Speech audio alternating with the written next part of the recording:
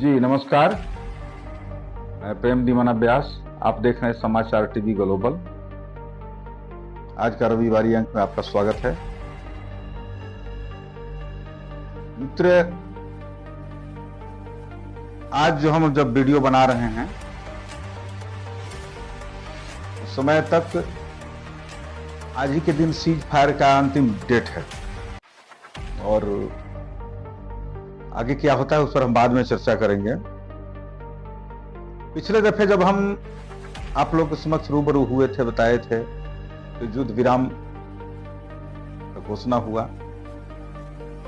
बहुत से लोग हंस पड़े थे कि आखिर युद्ध विराम हुआ कैसे, जब युद्ध ही नहीं हुआ तो विराम कैसे।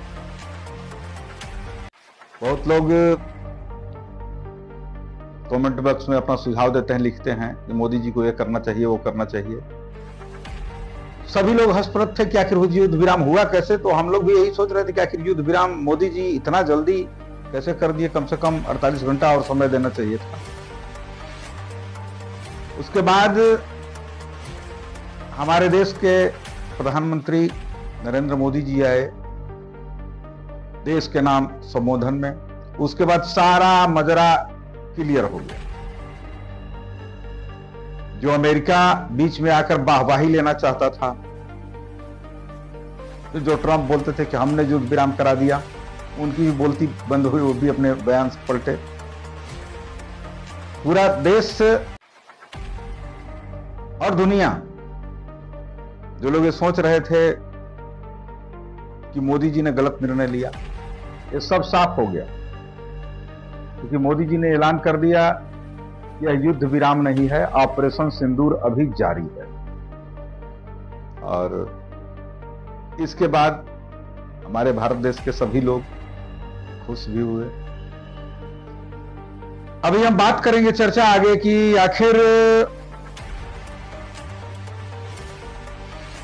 ये जो आतंकवादी हमला हुआ, और आतंकवादी हमला में जो आप लोगों ने, हम लोगों ने देखा, आखिर पाकिस्तान चाहता क्या है। बार बार पिटता है, फुटता है, उसके बाद भी बाज नहीं आता है। जैसे देहात में कहावत है हमारे पास कि कुत्ते का दुम कभी सीधा नहीं होता, कुत्ते का पोंछ कभी सीधा नहीं होता। पाकिस्तान की भी कमोबेश यही स्थिति है।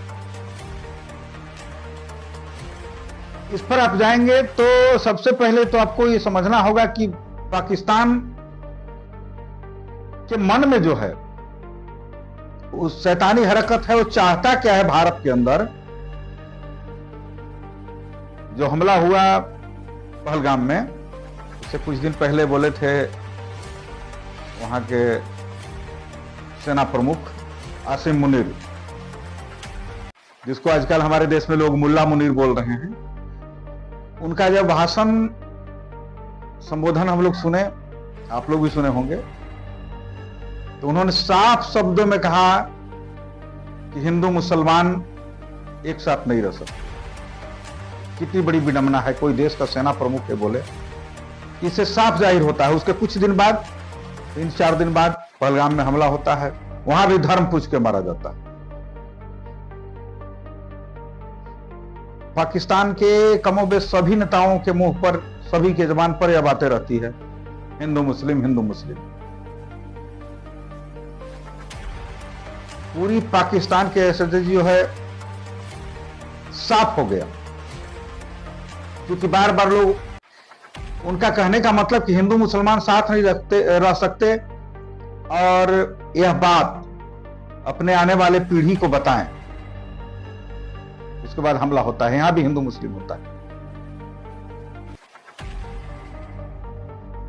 अब इससे तो हम लोग को समझ में आ जाना चाहिए कि पाकिस्तान का जो मूल सोच है वो इसी पर आधारित है कि किसी तरह भारत में, भारत के लोगों में, भारतीयों के मन में एक दूसरे के प्रति नफरत की भावना को भरा जाए, हिंदू मुस्लिम किया जाए। ये साफ हो गया इस हमले में। पहले आसिम मुनीर का बोलना, फिर आतंकवादियों द्वारा धर्म पूछ के मारना, जब आतंकवाद पर प्रहार किया भारत, उसके बाद युद्ध विराम हुआ। युद्ध विराम के बाद आप सबों ने देखा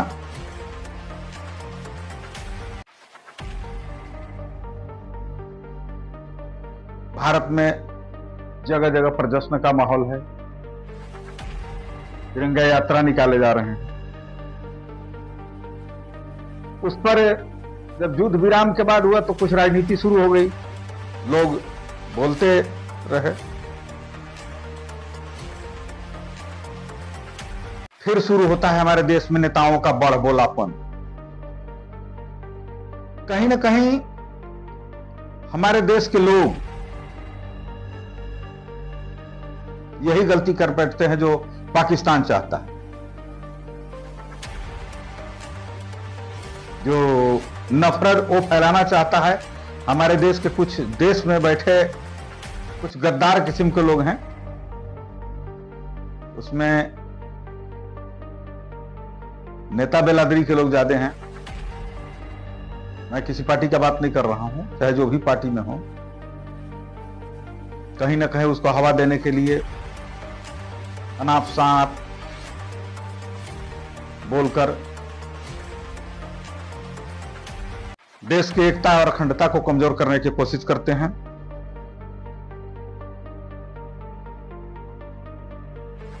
जब सेना ने अपना शौर्य दिखाया, विशेष करके वायुसेना ने, सोफिया कुरैशी बहन और यमिका सिंह, जब युद्ध विराम हुआ तो हमारे देश के कुछ लोग यहां तक कि उसमें जाति और धर्म ढूंढने लगे।